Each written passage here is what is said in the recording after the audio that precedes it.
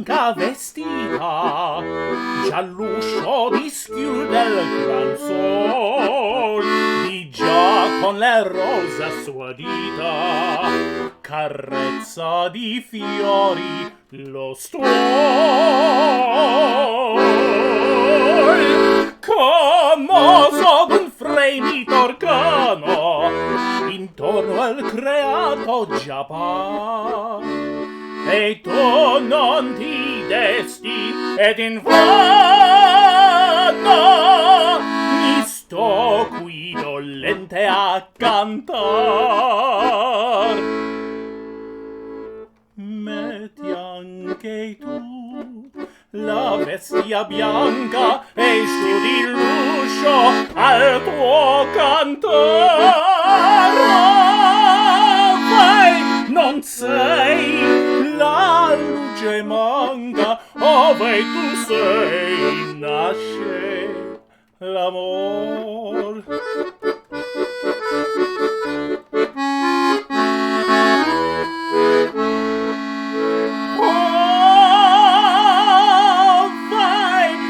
Sei la luce manca, ove tu sei, nasce l'amor. Ove tu sei, nasce l'amor.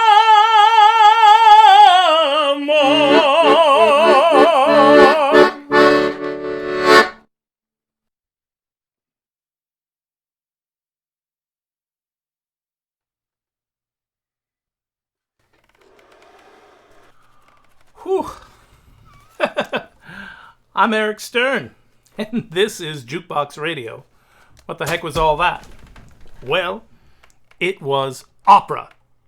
Now, don't be scared when you hear that word. Opera is for you, I guarantee it, and I will hold your hand every step of the way. Specifically, that was a song called La Mattinata by Ruggero Leoncavallo for his Neapolitan compatriot Enrico Caruso. Doesn't Italian just roll off your tongue? Well, a lot of times a friend will see an opera because I've made them go. And they'll come back and they'll say, Eric, I liked it, but I'm not sure opera is for me. And just as I said a minute ago, I said, no, opera is for you. That would be like seeing one movie in the history of all movies and maybe not even seeing TV shows and then saying, well, I don't know if a movie's for me. That would be like seeing the first Star Trek movie.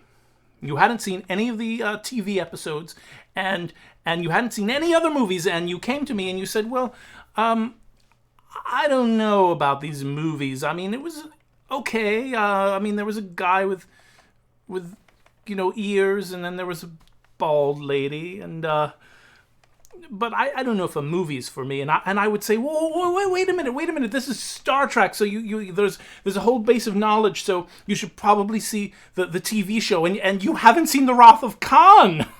I mean, talk about an earworm. And Cat's Eye, where Spock is, well, okay, you don't have to see that one, but Spock is evil. It's really cool. So there's a whole body of work behind opera, but don't let that scare you. My goodness. In fact, I'm going to give you a roadmap. That's right. And don't worry about all those costumes and all the big sets. Opera is about the voice, and that is something that we all have. We all have a voice. We can all sing. Don't let anyone tell you that you can't. You can, and you should. Of course, should is shit. So, well, I encourage you to sing. Sing in the shower if you want. Don't let anybody shame you about it. And I say that because that happens a lot. In the United States culture, we don't sing enough. All we do is we listen to these engineered recordings and we think, I could never approach that. Well, singing is a part of life, and it is your human birthright. All right. Have I had some training? Yes, indeed I have. But that doesn't mean that we all can't sing. And if you start to sing, you'll appreciate voice a little bit more. And like I said, opera is all about the voice. All right. You know more opera than you realize. I bet you know this from Rigoletto. La donna immobile, qual più mar vento, muto d'accento e di pensiero. I bet you know, you know what you know? You know Puccini's La Bohème.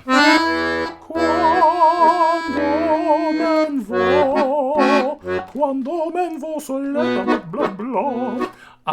Maybe you know Carmen from Sesame Street. Amore d'amore, bel qui blah, blah, blah, blah, apprivoisier.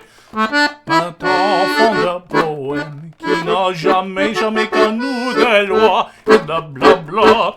All right. I bet you know Figaro, Figaro, Figaro, Figaro, Figaro, Figaro, Barber of Seville, and maybe you even know Ridi Pagliacci. Groucho would add, I love you very much. So, let's start with The Marriage of Figaro, and here's what I encourage you to do. Put it on the background while you're cooking, or cleaning, or whatever. That's Mozart. Late 1700s, sorry, like 1780 something. Mozart wrote that. He was a genius, you know. So put that on in the background. Don't worry about all the following and everything. Just let it flow. Just listen to it. Just let your body and your ears take it in. One thing you could do is also find on your streaming service something that has just highlights, so you don't have to hear all the in-between parts, right? Just get it in your ear a little bit. See if you like it. Don't go out and see it. Not yet. First time I saw it, I confess, I fell asleep. Me and my mother drove up to New York from Philadelphia, and we saw it at the Met.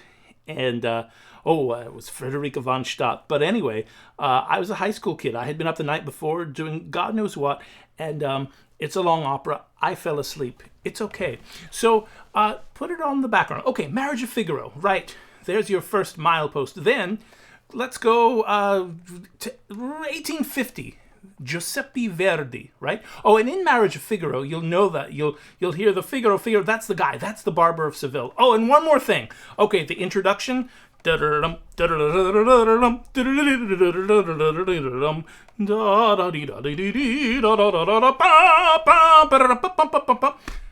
that in the beginning of Trading Places.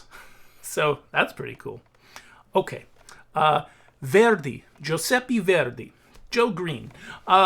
In 1850-ish, he wrote an opera called Rigoletto, La Donna Immobile. That comes from it. And it's about a jester, and he walks around like this, and then there's a prince who's really mean, and then the jester just, all he cares about is his daughter, and the prince is mean to his daughter, and again, put it on the background, and you'll see the difference.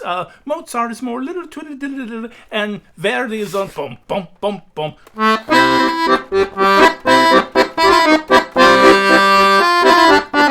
That's from La Traviata, but same kind of thing.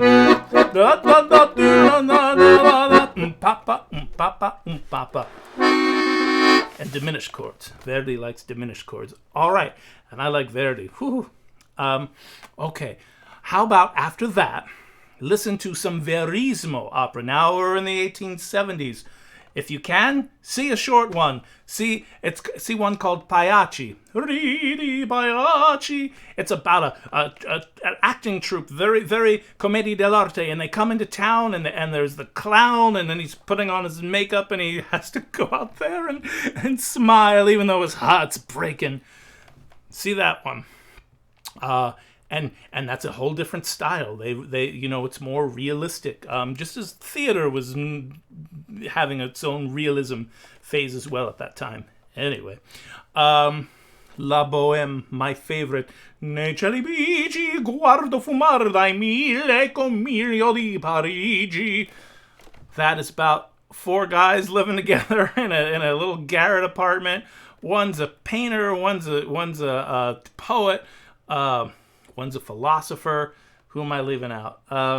Painter, poet, philosopher, music. I'm leaving out the music. I played the part of the musician too back when I was a baritone. So okay, so they all, and they're these scamps. They have some adventures in that Parisian apartment, don't they? Oh my goodness! And there's love and so It's a whole gestalt. Put it on the background, put on highlights. And then if you go and see one of these operas, if you go and see one of these operas, you will start to see that the singer that you're seeing sings it a little differently than on the recording.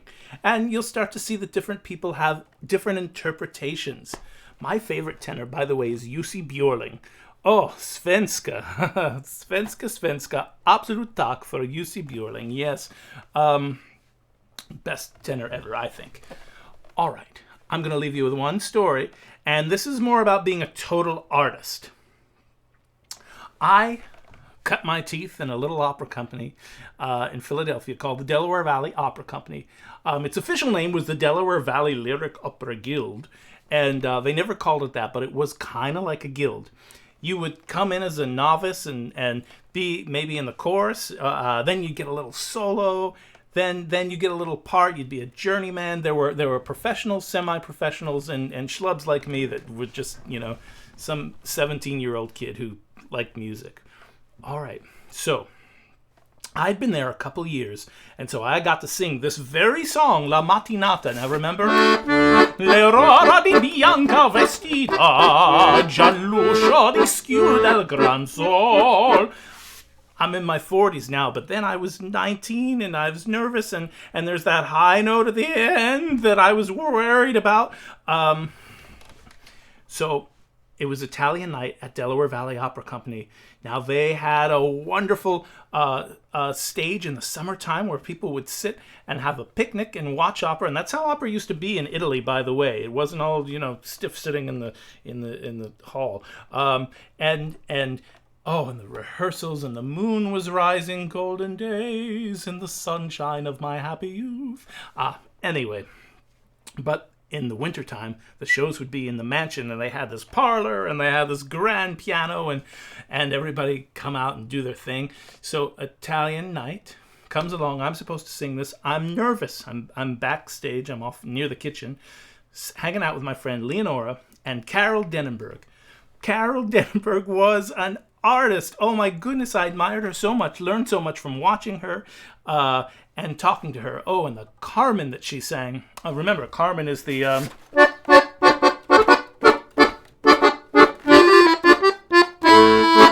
Anyway, I think I started at major and then went minor. It just stays minor until it gets major. Anyway, don't worry about that. So, anyway, that low note you sang in Carmen, Carol, if you're watching. Oh, to die for.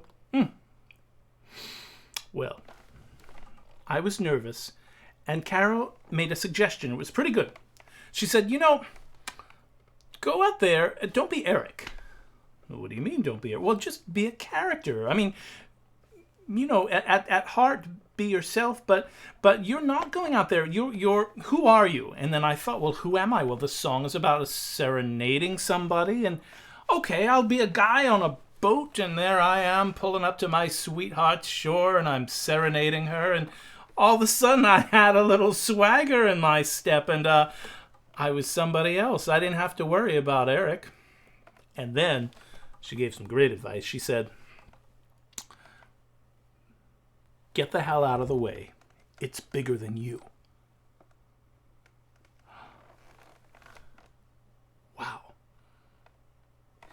Here I was thinking that it was all about me and my high note that I was worried about and coming out there, but no, I was just jumping into a stream that was already there of music and singing and opera and Leoncavallo and this night and this experience, and this was bigger than me. So in a way that was easier. I just had to get out of the way. I had done all the preparation that I could. I had to relax and get out of the way, and it was great advice.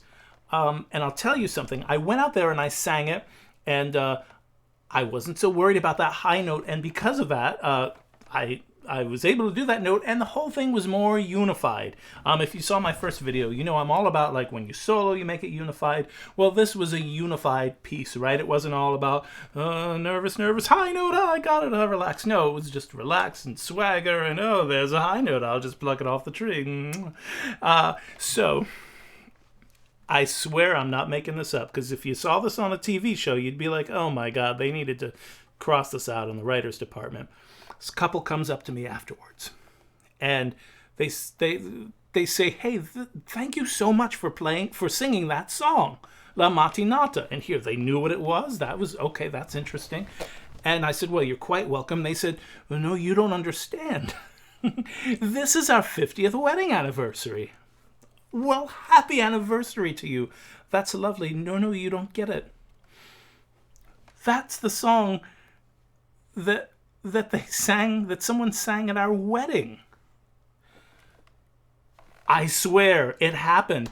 And here, it was even bigger than all that other stuff, I thought. This was part of their experience too, and our streams joined up for that one beautiful night and that one beautiful song, and it taught me a great lesson about art. Get your ego out of the way, right? Just, get the hell out of the way. It's bigger than you. All right. I'm Eric Stern. Thanks so much for watching Jukebox Radio. And if you want to leave me a tip, go ahead. I work pretty hard at all this stuff with my swagger and plucking notes off the tree. And if not, that's okay too. I just appreciate you guys watching. I'll be back pretty soon with a whole other video.